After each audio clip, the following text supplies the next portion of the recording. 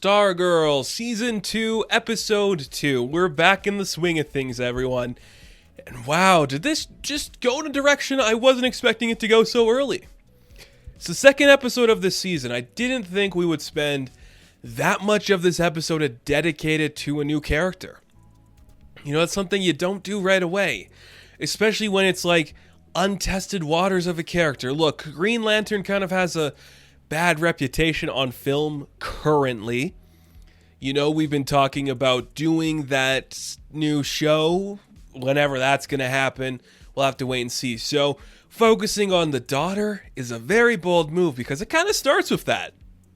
This episode, if you haven't picked up yet, is all about Jenny or / Jade, who, of course, is the daughter of Alan Scott. Now, a lot of interesting stuff happens with her in this episode. She kind of gets released from her foster home, and she's kind of just forced to, go wander and figure something out. She gets, a tin that was left to her from her father, and it is the Green Lantern ring. But it's also, I want to say this, too, it's also evidence that Todd exists in this universe. Now, you guys know I'm a big fan of Obsidian, so it's kind of cool to know that Todd could be on the way. I'm starting to think maybe that character I didn't recognize when we were looking at the pictures that Cindy had of the characters might have been Todd, if we're going to go that route. I don't know, but it's kind of cool to see that. So we see that Jenny follows the ring, and it takes her to the Whitmore Dugan house, where she is confronted by Stargirl, and we pick up where we left off. And basically, it's like, okay, Pat's kind of getting it. Yeah, I know the JSA had kids.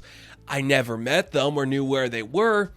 I believe it. She's reacting to the ring the way Alan did, so she must be his kid. And immediately, you set up the conflict because Courtney doesn't like it. As the episode progresses, we realize one of the reasons Courtney doesn't like this girl is because she's everything she can't be. This woman is literally a legacy. She is a daughter of a superhero and not just some random nobody. And, even when you see that Jenny's asking, oh, so you're Pat's daughter? No. Oh, what? You're Starman's daughter? No, you're just some person. Oh, and that kind of oh, you're not really anything.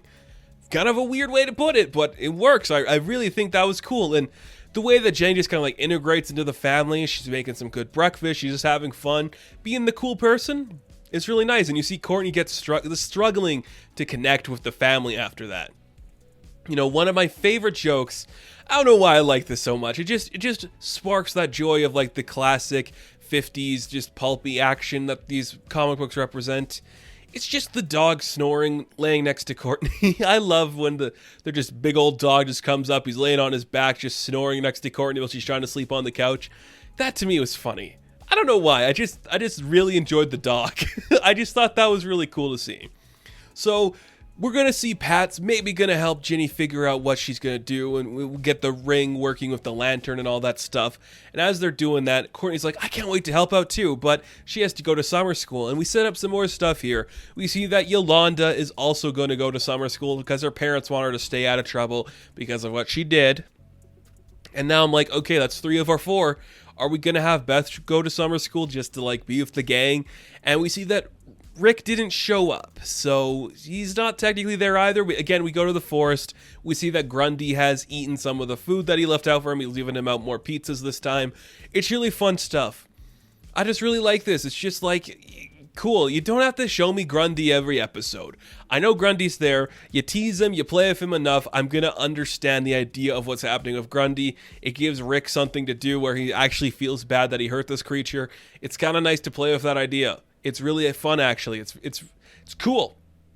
It's just really cool. So I really like that. And then we cut to seeing that, Jenny and Pat are going to figure some stuff out. We see that this crazy man that showed up in the last episode that wanted to work with Pat, he installed the flamethrower. He's like, I can get it hotter and farther. You just got to give me some second here. We'll work on it later.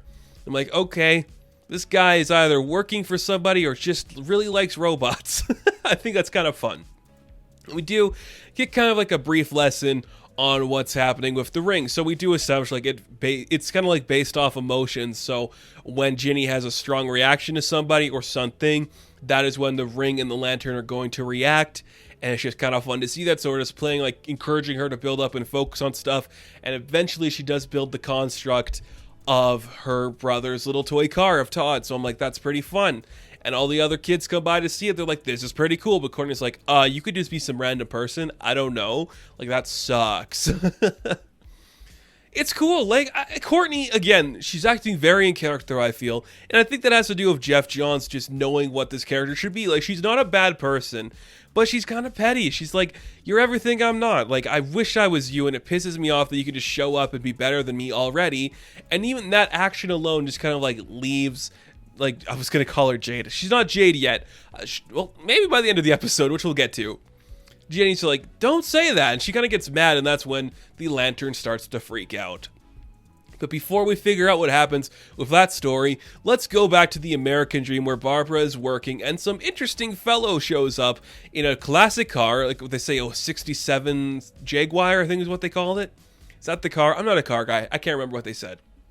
He's got a top hat, he's got a cane, a very eccentric looking man, and he just shows up, and he's like, hey, here I am. My name's Richard Swift. I'm just a fan of old, like magic collectibles and memorabilia. I noticed that you had like a psychopath here the other day who's no longer a part of this. It was, what was the name of the wizard? It's the wizard, right? I can't remember. I should have watched the first season before I came back to this. I've just been so busy. I haven't had a chance to go back and watch that first season, but the wizard. Right, it's the wizard. But he's like, I kind of want to see his stuff. Like, you guys have it. Would you be interested in selling it to a cool dude like me? And then she's like, good question. Let me get back to you. Your information's not on this business card. We see, like, of course it's not. I'll be in touch with you, Barbara Whitmore. And this makes Barbara go, okay, I'm going to call Pat to check out on this guy. So Pat kind of just, like, walks into a diner where this eccentric man happens to be, and it just comes into contact with them. And he's just like, okay, you're a weird dude who's not from around here. You're somebody probably from the past. And of course, we all knew it was going to come to this, but this guy, Richard Swift, is the Shade. We've been teasing it since season 1, the secret member of the Injustice Society that we kind of saw in the silhouette in the portraits, but we didn't really see them. There they are. The Shade is here. He's in the town. We'll come to that at the end, because before that, like I said, the lantern was kind of freaking out and doing some weird stuff, so we have to go disarm the lantern. And Pat's like, what did you guys do to the lantern? They're literally in like the middle of some part of town. It's about to blow up, but we see because of the emotional reaction that Ginny is having, Courtney kind of like pieces it together like, oh, you are the lantern. Like, the lantern works because of you. So you could contain the blast of whatever the lantern's about to do. So she does absorb. She absorbs the lantern's powers, all that it is, and it just kind of like consumes her, and she becomes this glowing green color. Again, is this making her Jade officially? Is she going to have green skin throughout the rest of the show, or is it going to be something she can turn on and off? I'm going to assume it's going to be on and off, because that's a lot of money for a small budget show like this. But we'll have to wait and see. It's pretty cool that we're setting her up. I'm going to assume we're going to be going on the hunt for Todd throughout this show. I don't remember the name of the actress playing Jade, but she did pretty good. Like, it invoked this feeling of Stargirl to me, which I really liked seeing. Like, she didn't have, like, that intensity of, like, a Rick or Yolanda. It was more just like Courtney, which I think was kind of what you needed. Like, these two, I think, are going to be, like, the biggest members of this team, whatever this team looks like it's going to become. So that's pretty exciting to see. So Jade is either here full-time, or she's just here temporarily, and she's going to figure out some other stuff later. Very fun to see that. And as we see, we go home later that night, and we do see that Pat's going through some old files. Courtney's like, I get it. I've been focusing too much on the Stargirl side of things. I should focus more on being Courtney. But Pat's like, yes, you should. But unfortunately for this revelation, I think the Shade has shown up in Blue Valley. And without even looking like she's interested in being Courtney, she's like, okay, I'm going to go get my stuff. Let's do this. Just super excited. And that's Breck just crushing it. Just crushing it. She got it right. And that's a cool way to just like kind of like end this episode. But we do got more stuff with Cindy, of course, because her mom's really happy, like, oh, my daughter's gone forever. I don't have to worry about her. But of course that's not the case, because Cindy's back. She controls her mother using Eclipso. They have an interesting fight scene that looks really cool. And Eclipso's just like, you should kill your daughter. Yeah, you should kill your daughter. And then again, just like the reflection of Eclipso through the knife that she's holding when she's going to attack Cindy. That looks really good. Build up Eclipso, because It's cool. Eclipso's cool. So just slowly build up that character. I think that works really well. It looked great. So the fight scene kind of ends with her mother just kind of like being broken and distraught, and Eclipso's like, don't you ever make me do this again. But Cindy's like, don't you ever do any of this again. You want to get inside me? Not happening, okay? I said you can work with me and I will help you through all of this if you never affect me like you did my mom. And it's like, well, deal's a deal. So this powerful, sinister team is up and it's on the horizon to be something very creepy. I love it. You're slowly building up Eclipso, and it's really cool to see. What a fun episode of this show. Just getting back. Here's some stuff with Jade.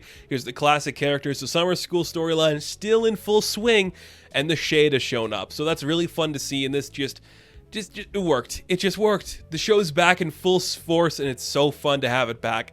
I adore this immensely, and I'm glad we are back talking about it. So that is my review of Stargirl Episode 2 of the second season. Don't know why I put up that one finger, but whatever. Let's move on. Thank you guys for watching this video. Be sure to like and subscribe to the channel. As always, you can check me out on Instagram, TikTok, and Twitter.